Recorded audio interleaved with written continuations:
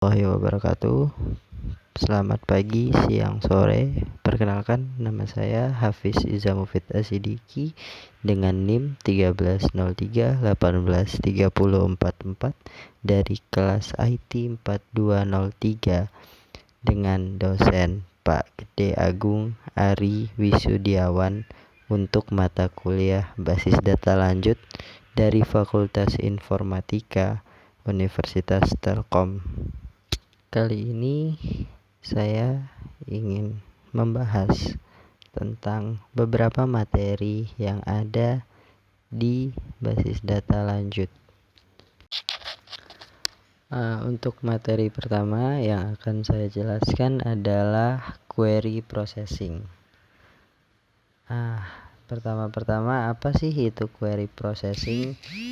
Terus bagaimana step-step query processing? Nah, di sini step-stepnya ada 3. Yang pertama parsing dan translation.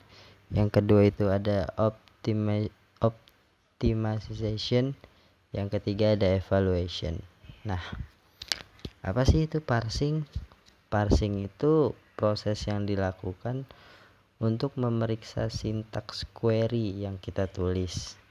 Jadi jika misalnya terjadi kesalahan dalam penulisan atau dalam sintaks, maka proses selanjutnya itu tidak akan bisa kita lakukan. Nah, makanya di sini kita akan mendapat sebuah peringatan dari DBMS itu tersebut. Terus jika kita menulis sintaks itu dengan benar, maka proses tersebut akan dilanjutkan ke translation. Nah, translation ini dari sintaks SQL yang kita tulis tadi, maka sintaks tersebut akan diterjemahkan ke dalam bahasa pemrograman, yang dimana bahasa itu adalah bahasa aljabar relasional. Nah, selanjutnya itu ada evaluation.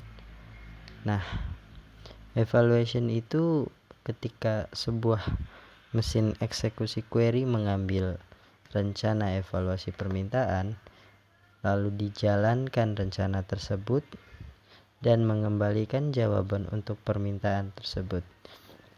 Lalu evaluasi ekspresi, yaitu mengevaluasi query bagian per bagian secara beruntunan.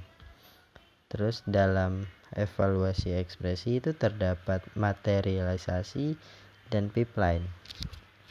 Nah, materialisasi di sini menampung hasil operasi menggunakan tabel temporer atau dimaterialkan, yang kemudian digunakan untuk mengevaluasi level berikutnya. Selanjutnya itu ada pipeline, yaitu mengganti tabel temporer dengan sebuah pipeline operasi, yaitu berupa buffer. Nah, penggunaan pipeline ini akan menghilangkan biaya pembacaan dan penulisan tabel-tabel temporer. Selanjutnya itu ada bagian optimalisasi. Ekspresi aljabar relasional itu mungkin memiliki banyak persamaan ekspresi, seperti contoh yang ada di slide ini. Contoh ini, nah, dia memiliki berbagai ekspresi yang sama. Lalu setiap operasi aljabar relasional itu dapat dievaluasi menggunakan salah satu dari beberapa algoritma yang berbeda. Sejalan dengan itu, ekspresi aljabar relasional dapat dievaluasikan banyak cara. Nah, ekspresi unnoted merupakan strategi evaluasi terperinci. Nah, evaluasi terperinci tersebut disebut rencana evaluasi. Contohnya, kita menggunakan sebuah indeks dalam balance untuk mencari account dengan balance kurang dari 2.500, atau kita bisa menggunakan relasi secara keseluruhan, men-scan dan menghapus akun dengan balance yang lebih dari atau sama dengan si 2500 tersebut. Nah, query optimization itu di mana semua rencana evaluasi yang setara memiliki salah satu dengan biaya terendah. Memilih salah satu dengan biaya terendah.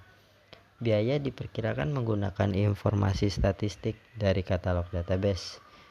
Contoh, jumlah tuple dalam setiap relasi, atau ukuran tuple, atau dan lain-lain. Rencana evaluasi yang berbeda untuk permintaan tersebut dapat memiliki biaya yang berbeda. Itu adalah tanggung jawab sebuah sistem untuk membangun rencana evaluasi query yang meminimalkan biaya evaluasi query. Nah, tugas ini disebut optimasi query.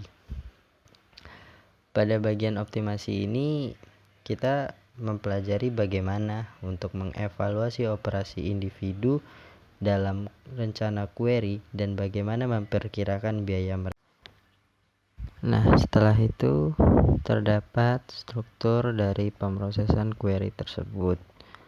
Nah, struktur tersebut dimulai dari file manager, di mana file manager ini mengelola alokasi disk dan struktur data.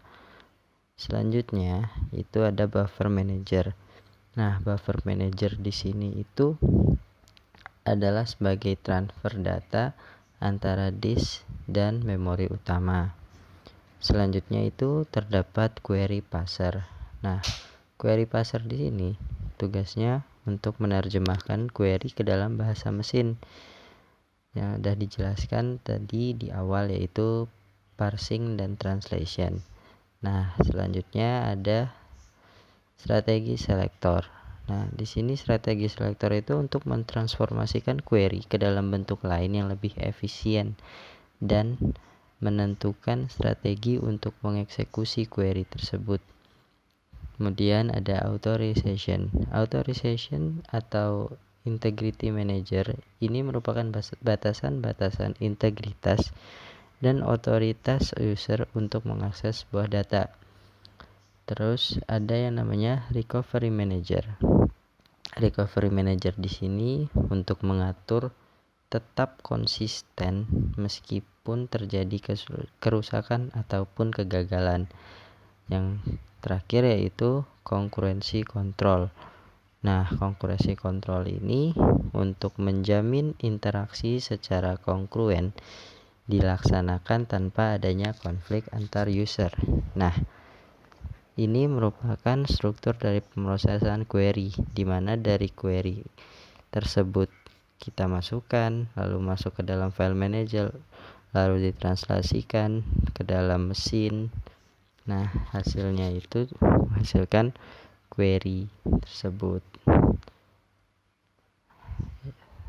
Seperti itu saja. Kalau untuk itu saja materi yang bisa saya sampaikan. Jika ada kekurangan, saya mohon maaf. Wassalamualaikum warahmatullahi wabarakatuh.